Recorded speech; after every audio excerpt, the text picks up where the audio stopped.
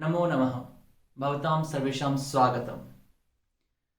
पठामि संस्कृतं नित्यं, वदामि संस्कृतं सदा, ध्यायामि संस्कृतं सम्यक्, वन्दे संस्कृतमातरम्, वन्दे संस्कृतमातरम्। पठामि संस्कृतम नित्यम। हम सब संस्कृत नित्य रूप से पढ़ें। संस्कृत का पठन कौशल आज हमारा यही विषय है। आइए आज हम पठन कौशल के बारे में बात करते हैं। सर्वप्रथम मैं एक उदाहरण आपको देना चाहूँगा और उदाहरण है कौशल बोधिनी, जिसे डॉक्टर विश्वास महोदय के द्वारा लिखा गया था इस पुस्तक से। उदाहरण कुछ इस प्रकार से है कि यदि आपके पास अनेक भाषाओं का ज्ञान है, आप अनेक भाषाओं को जानते हैं। हम सब ने अपने विद्यालय में रहते हुए अनेक भाषाएं पढ़ी हैं। हमें कुछ भाषाएं ऐसी थी जो कि विद्यालय में प्राथमिक स्तर से अर्थात पहली कक्षा से अथवा उससे भी पहले नर्सरी से एलकेजी से पढ़ने का अवसर मिला, और कुछ भाषाएं ऐसी थी जो कि हमें उसके बाद पढ़ने का अवसर प्राप्त हुआ। उदाहरण के रूप में यदि हम हिंदी भाषी क्षेत्रों में रहते हैं तो हमें हिंदी भाषा नर्सरी से पढ़ने का अवसर मिला। परिवार में भी हमने हिंदी भाषा को पढ़ते हुए, सुनते हुए, बोलते हुए, व्यवहार करते हुए देखा।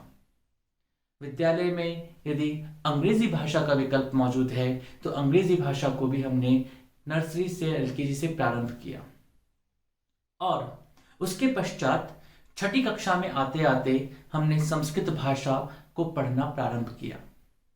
इसके पश्चात हो सकता है कि आपने अपने जीवन में किसी अन्य विदेशी भाषा को या भारतीय भाषा को भी पढ़ने का सौभाग्य प्राप्त किया होगा।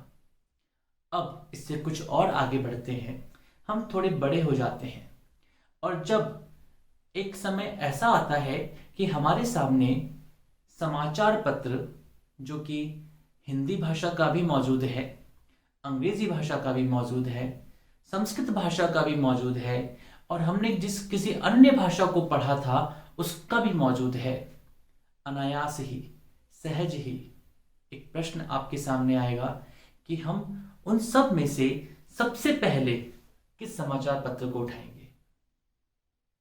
मेरा मानना है कि जो भाषा अधिक समय तक आपके साथ जुड़ी है, जिस भाषा को आपने अधिक समय तक अभ्यास किया, जिस भाषा के पठन पाठन में सर्वाधिक समय हमने दिया है, उसी भाषा के समाचार पत्र को हम उठाना चाहेंगे।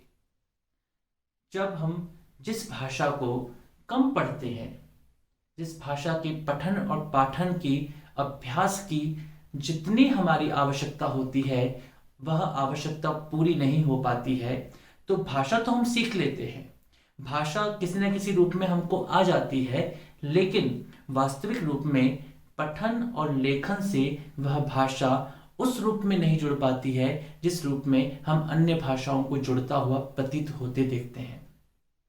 हमने अभी तक दो कौशलों के बारे में बात की थी, श्रवणम और भाषणम। श्रवण कौशल और भाषण कौशल।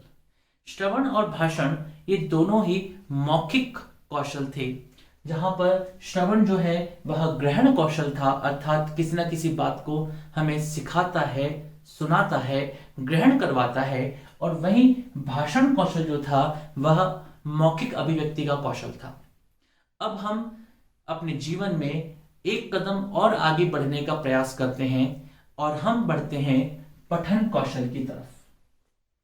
पठन कौशल यह भी ग्रहण कौशल है, अर्थात जब हम कुछ पढ़ते हैं तो पढ़ते समय हम कुछ ना कुछ पढ़ कर के उसके विषय को, उसके वर्णों को, शब्दों को, वाक्यों को ग्रहण करते हैं, और उसके पश्चात हम अगले वीडियो में बात करेंगे लेखन कौशल की। यह पढ़े हुए को अभिव्यक्त करने का कार्य करता है, अर्थात लेखन के माध्यम से हम अपने विचारों को अभिव्यक्त कर सकते हैं। तो आज बात कर रहे हैं पठन कौशल की। पठन शब्द पठ धातु से लुट प्रत्यय करने पर बनता है और पठ से लुट कर प्रत्यय करने पर बनेगा पठनम, नपुंसक लिंग में। इसी पठन कौशल को एक अन्य नाम से भी जानते हैं और उसे कहते हैं वाचन, अर्थात वाचन कौशल। तो पठन कौशल बोला जाए या वाचन कौशल बोला जाए, इन दोनों को हम एक ही समान स्वीकार करते हैं। तो पठन कौशल और वाचन कौशल, इन दोनों में से यदि कभी भी आपके सामने प्रश्न आता है या कभी भी इन दोनों शब्दों का प्रयोग होता है, तो इसे आप निश्चित रूप से जानिएगा कि यह पठन कौशल और वाचन कौशल एक ही होंगे। इस श्वेत फलक पर आपको कुछ अलग अलग हिस्से दिखाई दे रहे हैं, अंश दिखाई दे रहे हैं। हम इन सभी हिस्सों को पूरा करेंगे और आप जान पाएंगे कि पठन कौशल वास्तविक रूप में होता क्या है। तो सबसे पहले जो पठन कौशल है, वह पठन कौशल अथवा वाचन कौशल किस किस प्रकार का होता है। तो यहां पर एक आपको छोटा सा मटका, घड़ा या घट दिखाया गया है और इस घट में जो जो सामग्री डाली गई है, यदि वह सामग्री हमारे जीवन में सम्यक प्रकार से डाली जाती है, तो हम उसके माध्यम से पठन कौशल का अपने जीवन में विकास कर पाते हैं। और साथ ही यदि हम शिक्षण के क्षेत्र में हैं, हम अपने जीवन में किसी और को भी इस पठन कौशल के विकास की ओर अग्रसर होते देखना चाहते हैं, तो उसके लिए भी हम तैयार हो जाते हैं। हम जब वाचन की या पठन कौशल की बात करते हैं, तो वाचन और पठन कौशल को हम इन 4 मुख्य भागों में बांट सकते हैं। पहला होता है आदर्श वाचनम।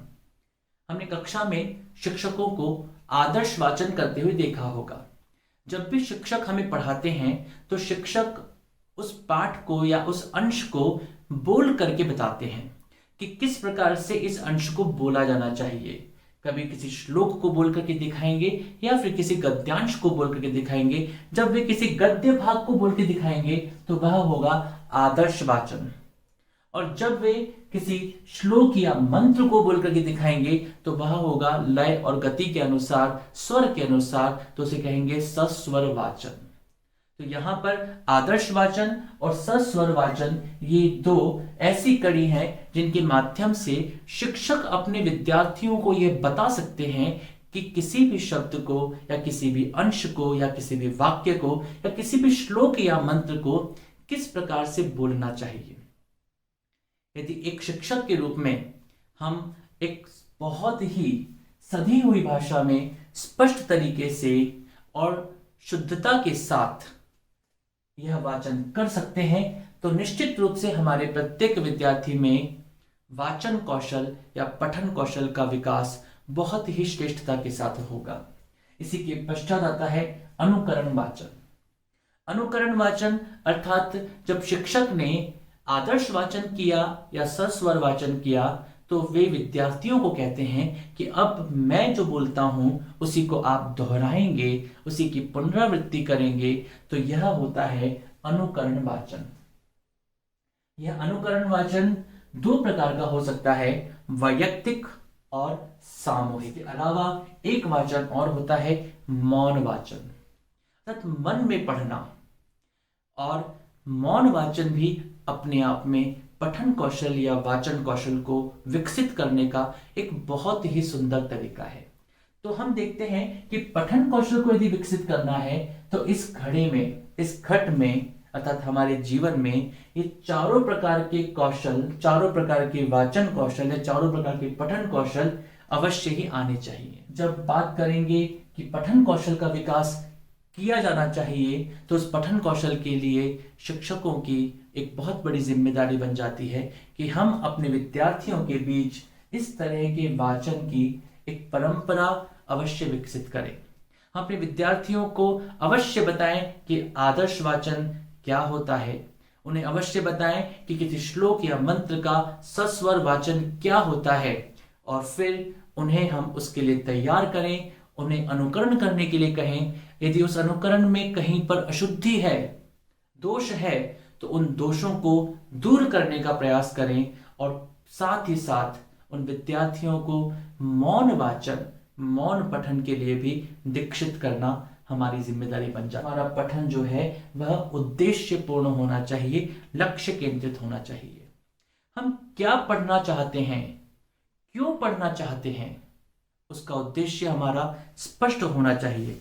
हम स्वयं सोचें कि यदि श्रीमद् भगवद गीता, इस पुस्तक को यदि हम केवल और केवल पढ़ने के उद्देश्य से पढ़ना शुरू कर दें, इसको जाने नहीं, समझे नहीं, इसके अर्थों को समझने का प्रयत्न ना करें, तो इस भगवद गीता का कोई भी उद्देश्य हमारे जीवन में नहीं हो पाएगा। अर्थात केवल और केवल शब्दों को या वर्णों को पढ़ लेना यह पठन कौशल नहीं है। पठन कौशल का तात्पर्य यह होता है, जैसे कि हमने भाषण में भी कहा था कि भाषण के भी दो महत्वपूर्ण सोपान है, पहला है उच्चारण और दूसरा है मौखिक अभिव्यक्ति। तो इस पठन के भी दो महत्वपूर्ण सोपान होने चाहिए। पठन का पहला जो सोपान होगा वह होगा वर्ण का या शब्द का पठन, और जो द्वितीय सोपान होगा वह होगा उस पठित अंश का अवबोध। पठन कौशल में केवल और केवल वर्णों को पढ़ लेना, अर्थात यह ग है, ग में बड़ी की मात्रा है, यह त है और त में बड़ी की मात्रा है, यह गीति हुआ, इतना पर्याप्त नहीं है। निश्चित रूप से यदि हम इसे गीति पढ़ पा रहे हैं, इसे शीघ्र पढ़ पा रहे हैं, इसे शिराकंपी पढ़ पा रहे हैं, तो ये भी एक अच्छी बात है कि हाँ, हम उस लिपि के ज्ञान को समझते हैं, लिपि को जानते हैं, उस लिपि के वर्णों को समझ पा रहे हैं, ये अच्छी बात है। लेकिन जब भाषा में पठन कौशल की बात होती है, तो भाषा के पठन कौशल में केवल लिपि ज्ञान हो जाना पर्याप्त नहीं है। अभी तो हमें उससे एक कदम और आगे बढ़ना चाहिए, और वहां पर हमें शब्दों को समझना, वाक्यों को समझना, यहां तक हमारा पठन कौशल विस्तृत रूप में दिखाई देता है। पठन की जो प्रक्रिया है वो कुछ इस प्रकार से हो सकती है। सबसे पहले हमें वर्णों को समझना होगा, किसी भी भाषा के, संस्कृत भाषा के, तो संस्कृत भाषा के वर्णों को जानना होगा। उसके पश्चात हमें शब्दों को समझना होगा, और उसके पश्चात हमें उनसे बनने वाले वाक्यों को समझना होगा। अर्थात वर्ण, शब्द, और जब वे शब्द वाक्य में प्रयोग होते हैं तो वे पद बन जाते हैं, और उन पदों से निर्मित जो वाक्य होते हैं उन वाक्यों को समझना होगा, अर्थात उनको हम पढ़ सकें। सबसे पहली आवश्यकता तो यह है, और उस पढ़ने के लिए लिपि ज्ञान आवश्यक है। अर्थात हम लिपि को देख सकते हैं, उसे समझ सकते हैं कि ये कौन से वर्ण हैं, यह लिपि ज्ञान आवश्यक है, क्योंकि तभी हम उन वर्णों को, शब्दों को और वाक्यों को पढ़ पाएंगे। लेकिन उसके साथ साथ आवश्यकता इस बात की भी है कि हम उनको समझने का प्रयास करें। इसके अलावा जो एक बहुत महत्वपूर्ण बिंदु है, और वह है दृष्टि केंद्रम, और दूसरा है दृष्टि विराम। डॉक्टर विश्वास महोदय ने, जो कि कौशल बोधिनी इस पुस्तक के रचयिता हैं, लेखक हैं, उन्होंने एक बहुत अच्छे उदाहरणों के द्वारा इस बात को स्पष्ट किया है। यहां पर हम जब बात करते हैं दृष्टि केंद्र और दृष्टि विराम, अभी दृष्टि केंद्र क्या होता है और दृष्टि विराम क्या होता है, संक्षेप में समझने का प्रयास करें तो दृष्टि केंद्र का तात्पर्य यह होता है कि जब हम पढ़ते हैं तो हमारी दृष्टि, हमारे नेत्र, हमारी जो देखने की क्षमता है वह किसी एक बिंदु पर टिकती है।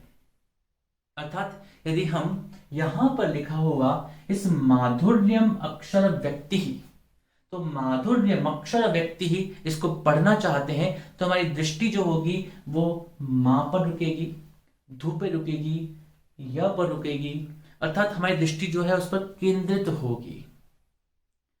और जब हमारी दृष्टि उस पर केंद्रित होती है तो यह केंद्रित होने का जो भाव है यह दृष्टि केंद्र कहलाएगा।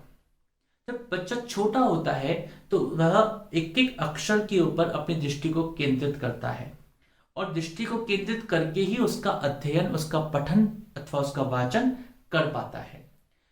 जब हम धीमे धीमे और आगे बढ़ते हैं तो हमारी जो दृष्टि केंद्र है वह केंद्र तो कुछ कुछ स्थानों पर रहेगा, लेकिन उसका जो स्पान होगा, जो उसका जो दूरी होगी जो उसका विराम होगा वह विराम बढ़ता चला जाएगा। अर्थात उस स्थिति में जब हम यहां पर आकर के इसको देखेंगे तो हम सीधे इस माधुर्य मक्षर व्यक्ति इसको संपूर्ण को पढ़ लेंगे।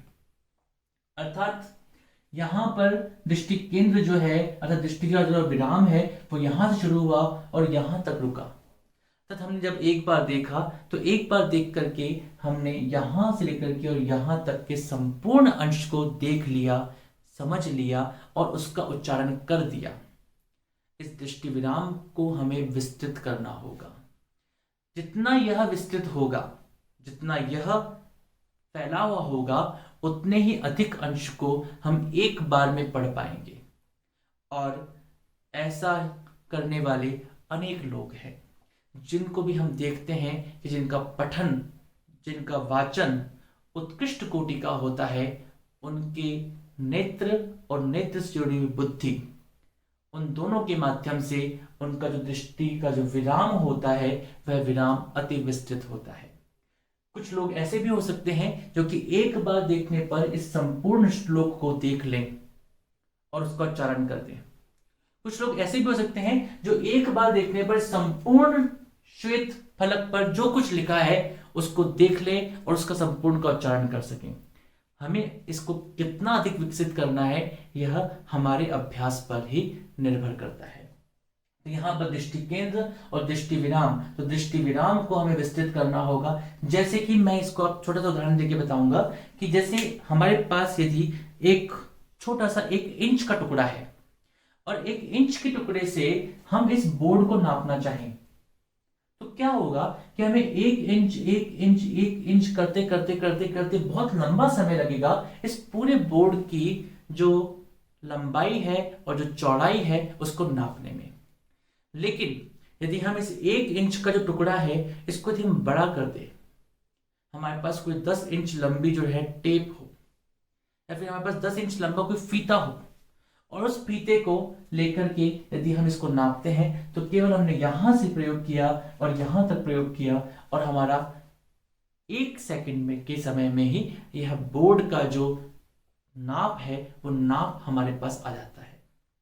तो इसी प्रकार से शब्दों के साथ भी, वाक्यों के साथ भी हमें इस छोटे छोटे स्तर को, छोटे छोटे विराम को न करते हुए इस विराम को बढ़ाना है, जिससे कि हमारी बुद्धि में एक साथ एक लंबे शब्द जो अंतराल है अर्थात बहुत सारे शब्द हैं वो हमारी बुद्धि में जाएं और उनको हम एक साथ ग्रहण करके उनका प्रयोग कर सकें।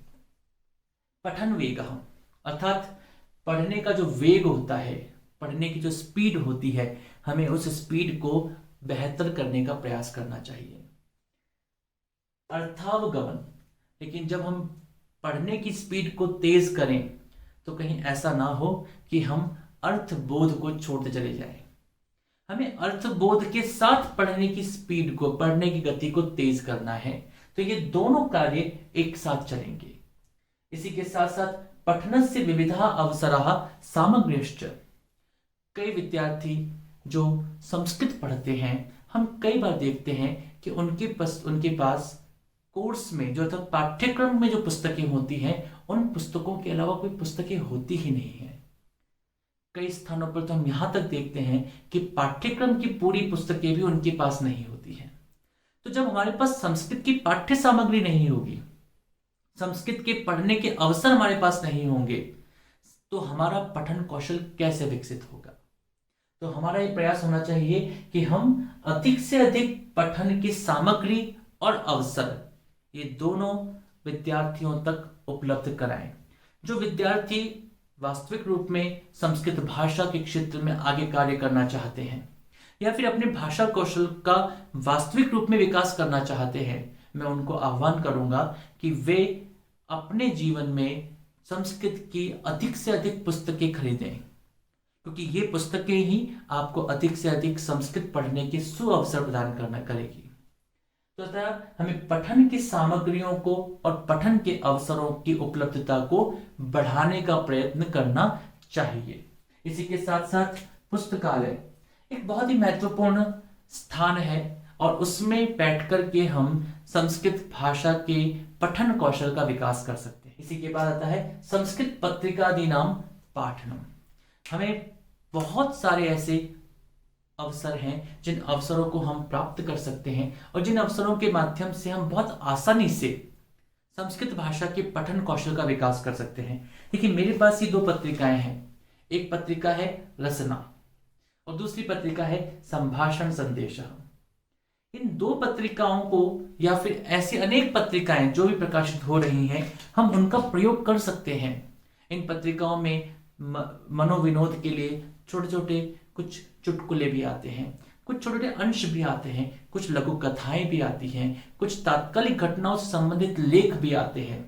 हमें संस्कृत में यदि पठन कौशल का विकास करना है तो ये बहुत आवश्यक होगा कि हम इन पठन कौशल के विकास के लिए इन सब कार्यों को करें। इसी के पश्चात यह जो पठन प्रक्रिया है, इस पठन की प्रक्रिया को हम सम्यक प्रकार से कर पाएंगे। अब जब हम पढ़ते हैं, जब हम वाचन करते हैं अथवा जब हम पठन करते हैं तो ऐसी स्थिति में कुछ दोष होते हैं जिन दोषों से हमको बचना चाहिए या दूर रहना चाहिए या फिर उन दोषों का निवारण करने का प्रयत्न करना चाहिए। और दूसरा होता है कि पढ़ने वाले के गुण क्या हो सकते हैं। तो ये दोनों ही बातें, जिन दोषों से हमको दूर रहना है, उनका निवारण करना है, और जो हमारे वास्तविक गुण हो सकते हैं पाठक के रूप में, एक वाचक के रूप में, तो वे दोनों ही बातें पाणिनीय शिक्षा में बहुत सुंदर तरीके से बताई गई हैं। आइए देखते हैं।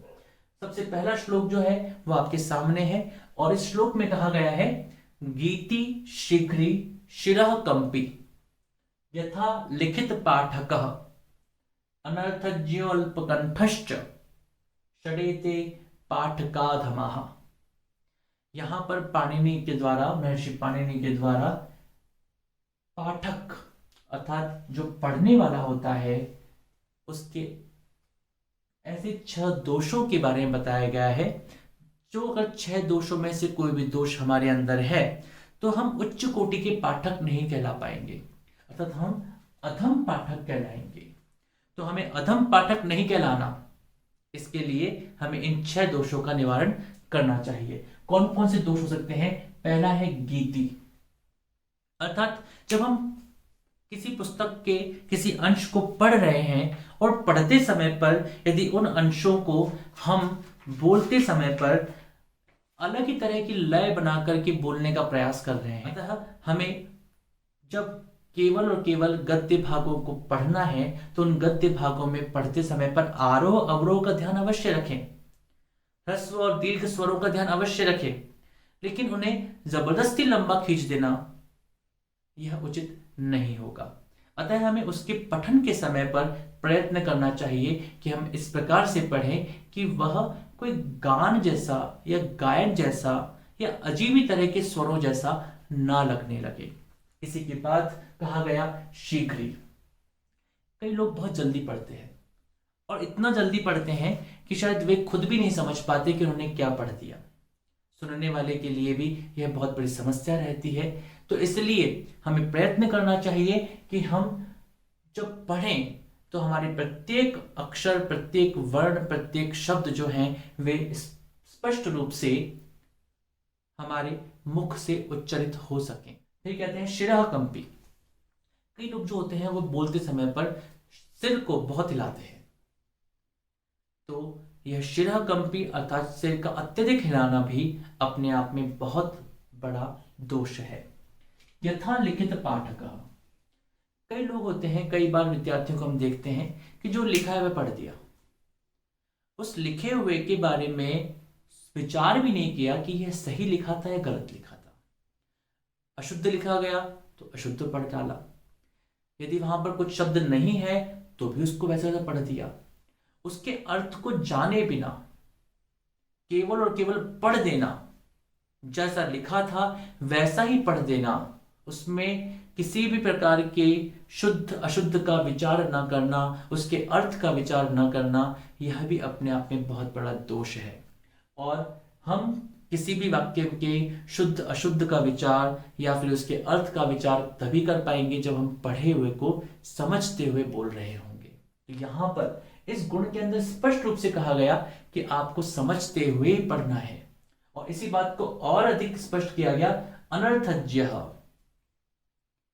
जो अनर्थज्य अल्पकंठश्च। तो अनर्थज्य अर्थात जो उस वास्तविकता के अर्थ को न समझ करके बोलता है, अल्पकंठश्च। जब हम वाचन कर रहे हैं, जब हम पठन कर रहे हैं, तो उस पठन को सुनने वाले, उस पठन को हमारे द्वारा बाद में अनुकरण करने वाले कुछ लोग हो सकते हैं। तो जब हम वाचन करते हैं, पठन करते हैं, तो यदि हम उसे अल्पकंठ, अल्पकंठ अर्थात इतने धीमे स्वर में पाठन कर रहे हैं कि कोई उसको सुन भी नहीं पा रहा है, समझ भी नहीं पा रहा है, तो इस स्थिति को में भी यह एक दोष युक्त होगा और इस दोष से भी हमको बचना चाहिए। तो यहां पर ये 6 ऐसे दोष बताए गए हैं जो यदि किसी पाठक में है तो वह पाठक अधम कोटि का पाठक कहलाएगा, निम्न कोटि का पाठक कहलाएगा। और हमें निम्न कोटि का पाठक नहीं अपितु उच्च कोटि का पाठक बनना चाहिए, उच्च कोटि का वाचक बनना चाहिए। तो उसके लिए हमारा जो प्रयास है वो कैसा होना चाहिए, तो इन दोषों को दूर करें और साथ ही कौन से गुण ऐसे हैं जो गुण हमें ग्रहण करने चाहिए, जिन गुणों को हमें धारण करना चाहिए, तो उसके लिए कहते हैं माधुर्यमक्षर व्यक्ति पदच्छेदस्तु सुस्वरः धैर्यं लय समर्थंच षडेते पाठकः गुणः। माधुर्यम, जब हम बोल रहे हैं तो हमारे मुख से, हमारे शब्दों के माध्यम से माधुर्य झलकना चाहिए, मधुरता दिखाई देनी चाहिए। तो इसलिए जब हम बोलें तो ऐसा बोलें कि बोलने वाले को अच्छा लगे और साथ ही जो सुन रहे हैं, जो उस पठन को सुन रहे हैं, उनको भी अच्छा लगे। अक्षर व्यक्ति ही, अक्षर व्यक्ति ही अर्थात प्रत्येक अक्षर जो है वो व्यक्त होना चाहिए, स्पष्ट होना चाहिए। इस प्रकार से होना चाहिए कि अक्षर में यदि संयुक्त व्यंजन था तो संयुक्त व्यंजन के अनुसार ही उसको बोला जाए, स्पष्टता हो। और यदि उसमें ह्रस्व है तो ह्रस्व के अनुसार, दीर्घ है तो दीर्घ के अनुसार, जैसा भी वर्ण है उसको जिस भी प्रकार से पढ़ा जाना चाहिए वैसे ही उसका पठन होना चाहिए। प्रत्येक अक्षर स्पष्ट रूप से हमें अभिव्यक्त होने वाला होना चाहिए। पदच्छेदस्तु, जब हम श्लोकों को पढ़ते हैं, गद्यांश को पढ़ते हैं, तो कई बार हम उसका पदच्छेद अर्थात पदों को अलग अलग करना, क्योंकि उसे हम समझ नहीं पाते। कई बड़ी बड़ी सामासिक रचनाएं हैं, कादंबरी आप में से कई ने उसको देखा होगा, जाना होगा, बहुत बड़े बड़े वाक्य हैं, सामासिक शब्दों का वहां पर प्रचुरता है। तो ऐसी स्थिति में क्या होता है कि कई बार हम देखते हैं कि किसी शब्द को कहां से तोड़ना है, कहां से उसका पदच्छेद करना है, कहां रुकना है और कहां शुरू करना है, ये हम कई बार नहीं जान पाते। और न जानने का सबसे बड़ा कारण यह है क्योंकि हम उन शब्दों को, उन प्रयोगों को नहीं समझ पाते। तो इसलिए जब हम पाठक के रूप में उसको पढ़ रहे हैं, उसका वाचन कर रहे हैं, तो हमें उसके पदच्छेद को भी समझना चाहिए। हमें कहाँ रुकना है, कहाँ से उस शब्द को तोड़ना है, कहाँ से उस शब्द को अलग करना है, तो यह भी हमें स्पष्ट रूप से पता होना चाहिए। जैसे कि उदाहरण के रूप में यही देखते हैं, अब किसी व्यक्ति ने इस पदच्छेदस्तु को, तो हम इसे बोले पदच्छेदस्तु, यानी कि ये जो पूरा संधियुक्त पद है। अब इसके स्थान पर पढ़ने वाले को नहीं समझ में आ रहा कि पदच्छेदस्तु ये है क्या, और वो ऐसा बोले पदच्छेदस्तु, उचित नहीं है। वो यह बोले पदच्छेदस्तु, तो भी ठीक नहीं है। अगर इसको तोड़ना ही है, इसको अलग करना ही है, तो हमें बोलना पड़ेगा पदच्छेदस्तु। तो यदि हम उस अंश को पढ़ते हैं तो हमें संधि का ज्ञान, समास का ज्ञान, शब्दों का ज्ञान, शब्द कैसे व्युत्पन्न हो रहे हैं, इसका ज्ञान होना आवश्यक है। और जब ये संपूर्ण ज्ञान हमारे पास होता है तभी जाकर के हम वास्तविक रूप में शब्दों का, वाक्यों का सम्यक प्रकार से वाचन अथवा पठन कर पाते हैं। तो पदच्छेदस्तु अर्थात पदच्छेद, उसके पदच्छेद के बारे में जानकारी हमारी होनी चाहिए कि वह शब्द कैसे बना है, उसे अगर हमें तोड़ना है, उसे अलग बोलना है, क्योंकि एक साथ तो हम बहुत बड़े शब्दों को नहीं बोल पाएंगे, हमें रुकना भी पड़ेगा, अर्थात हमारे जो श्वास है उस श्वास को लेने का समय भी देना पड़ेगा। और जब यह समय देना है तो हमें स्पष्ट रूप से पता होना चाहिए कि हमें वास्तव में उस शब्द को कहाँ से तोड़ना चाहिए। इसके बाद सुस्वर, जब हम बोलें तो हमारा स्वर बहुत ही मधुर होना चाहिए। सुस्वर, स्वरों का ऐसा प्रयोग होना चाहिए कि सुनने वाले को आनंददायक लगे। और इसके बाद धैर्यम, हमें धैर्यपूर्वक बोलना चाहिए। हमें अधीरता दिखाने की जरूरत नहीं है, जल्दबाजी दिखाने की जरूरत नहीं है। जब हम बोल रहे हैं तो हम धैर्यपूर्वक उसका उच्चारण अथवा उसका पठन अथवा उसका वाचन करें। लय समर्थन, यदि हम श्लोक बोल रहे हैं, हम मंत्र बोल रहे हैं, तो उसके अंदर ऐसा उसको प्रयोग करना है कि उसकी जो लय है वह लय लगे कि हाँ, वास्तविक रूप में उस छंद के समस्त नियमों को और उस छंद की लय को हमने पूर्णता से अंगीकार किया है। तो इस प्रकार से उसको बोलने का हमें प्रयत्न करना चाहिए। षडेते पाठका गुणः, ये 6 प्रकार के गुण होते हैं किसी पाठक में। तो यहां पर हमने देखा कि किस प्रकार से किसी पाठक के दोष हो सकते हैं जिनको हमें दूर करना चाहिए, और किसी पाठक के गुण कौन से होने चाहिए जो कि हमें ग्रहण करने चाहिए। यदि हम इन सब बातों का ध्यान रख पाएंगे तो निश्चित रूप से हम एक अच्छे पाठक, एक श्रेष्ठ पाठक बनने की ओर अग्रसर हो सकते हैं। अब कुछ बातें ऐसी जो बातें हमें लगता है कि कौन कौन से ऐसी गतिविधियां हो सकती हैं जिन गतिविधियों को हम पठन कौशल के विकास के लिए प्रयोग कर सकते हैं।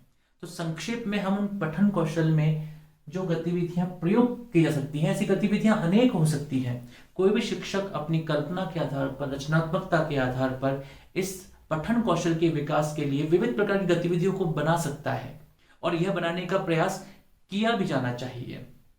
अतः सबसे पहली गतिविधि के रूप में हम विद्यार्थियों के साथ कुछ ऐसा कर सकते हैं कि शब्दान्वेषण।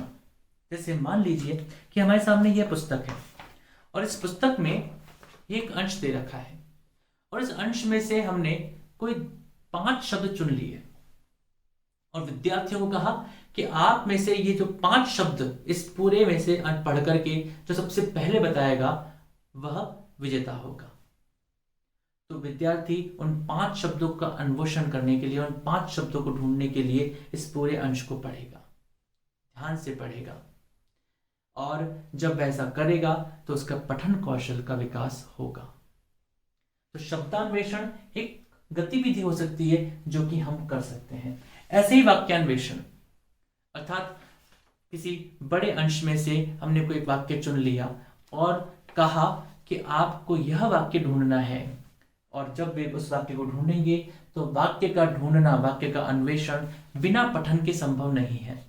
अतः वाक्यान्वेषणम, यह भी इस प्रकार से हम समझ पाएंगे।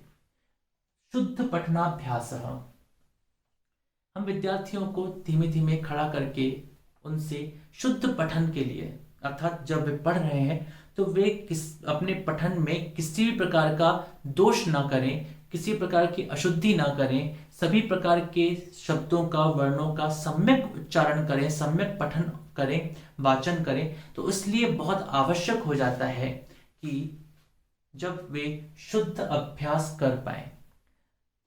गतिविधि इसी प्रकार से हो सकती है कि हम विद्यार्थियों को कहें कि आप में से कोई भी विद्यार्थी इसका शुद्ध पठन जो करेगा वह विजेता घोषित किया जाएगा।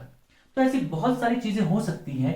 भिन्न शब्दः कः, जैसे हमने 10 शब्द दे दिए या 5 शब्द दे दिए, और उन 5 शब्दों में से भिन्न शब्द कौन सा है। जैसे रामः, कृष्णः, कृष्णा, शत्रुघ्नः, लक्ष्मणः, इस तरह से हम शब्दों का प्रयोग कर दिया। अब कहा गया कि इन 5 को पढ़िए और इन 5 में से जो शब्द अलग है उस शब्द को बताइए। तो विद्यार्थी क्या करेंगे, रामः पुल्लिंग है, लक्ष्मणः पुल्लिंग है, शत्रुघ्नः पुल्लिंग है, कृष्णः पुल्लिंग है, लेकिन जब कहा कृष्णा स्त्रीलिंग है। विद्यार्थियों की समझ उन शब्दों के बारे में और साथ में उन शब्दों को पढ़ने का जो कौशल है वह कौशल भी विकसित होगा। इसी प्रकार से शुद्धम रूपम किम, हम कई शब्द दे दें, उनमें से अधिकतम शब्द अशुद्ध हैं, उनमें से कुछ शब्द जो हैं वे शुद्ध रखे जाएं और विद्यार्थियों को कहा जाए कि आप इन्हें ढंग से पढ़ें, इनमें से जो शब्द शुद्ध है उसको अलग करें। तो विद्यार्थी जो होगा वह प्रत्येक शब्द को ध्यान से पढ़ेगा, उसके अंदर कोई अशुद्धि है या नहीं है वह भी समझने का प्रयास करेगा। जो शुद्ध शब्द होंगे जब वह उनको अलग करेंगे तो उन्हें ज्ञान होगा कि इनमें से कौन से शुद्ध शब्द पठन में अशुद्ध थे और कौन से शब्द पठन में शुद्ध रहे। उनका उच्चारण करके, उनका पठन करके, उनका वाचन करके भी हम दिखा सकते हैं। वेगेन वाचनम, विद्यार्थियों को ऐसा भी कहा जा सकता है कि आपको इस श्लोक को या फिर इस गद्य भाग को वेग से पढ़ना है। जो अधिक गति से पढ़ेगा, समझते हुए भी पढ़ेगा, तो समझना एक अलग स्तर हो जाएगा। छोटे विद्यार्थी हैं तो उनको हम केवल वेग से पढ़ाना, क्योंकि उसके अंदर शब्दों का, वर्णों का समझ पाना, उसका सम्यक पठन भी अपने आप में एक कौशल है। तो इस तरह की कौशल के विकास के माध्यम से उन विद्यार्थियों को तेज पढ़ना और स्पष्ट पढ़ना, इसके लिए हम प्रेरित और प्रोत्साहित कर सकते हैं।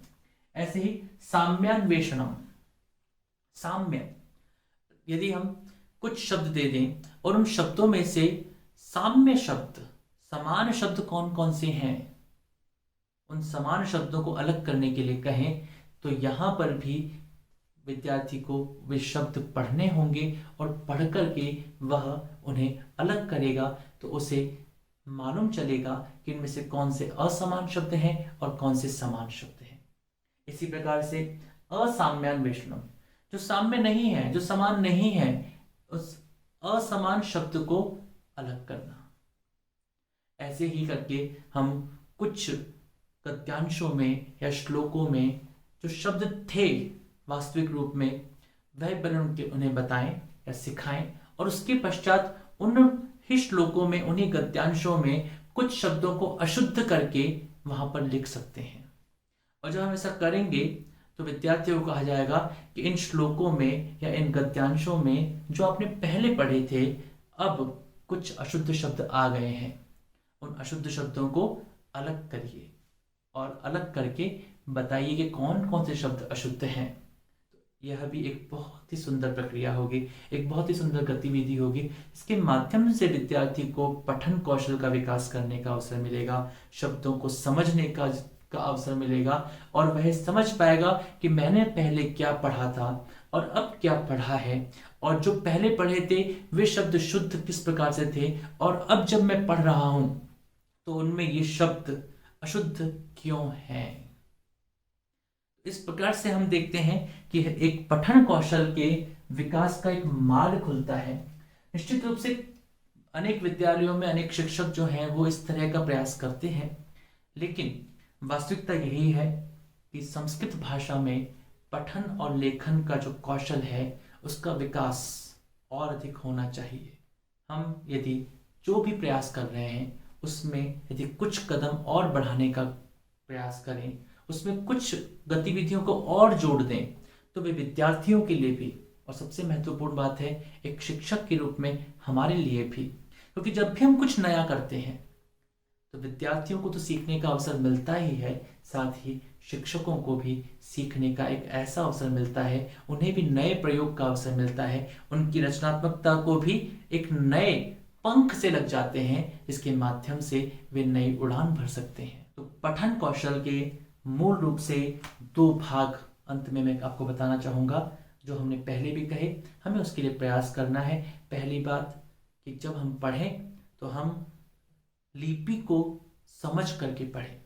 देवनागरी लिपि निश्चित रूप से एक ऐसी लिपि है जो लिपि अत्यधिक वैज्ञानिक है, अतः उस वैज्ञानिक लिपि को पढ़ते समय पर हमें भी अपने वैज्ञानिकता का प्रयोग करना चाहिए। जब भी हम पढ़ें तो इस प्रकार से पढ़ें कि वह पढ़ा हुआ समझ में आए, उसको हम जान सकें, उसको हम समझ सकें, उसके प्रयोग को अपने जीवन में धारण भी कर सकें। आज का यह जो पाठ था, आज का जो यह वीडियो था, वह वीडियो था पठन कौशल के बारे में। अगला जो वीडियो आपके सम्मुख शीघ्र ही आने वाला है वह होगा लेखन कौशल के बारे में। आप सभी से निवेदन है कि आप हमारे टेलीग्राम समूह और फेसबुक समूह से अवश्य ही जुड़ें और साथ ही अपने विचार इन वीडियोस के संबंध में अवश्य ही हमें प्रदान करें। आप सबका बहुत बहुत धन्यवाद।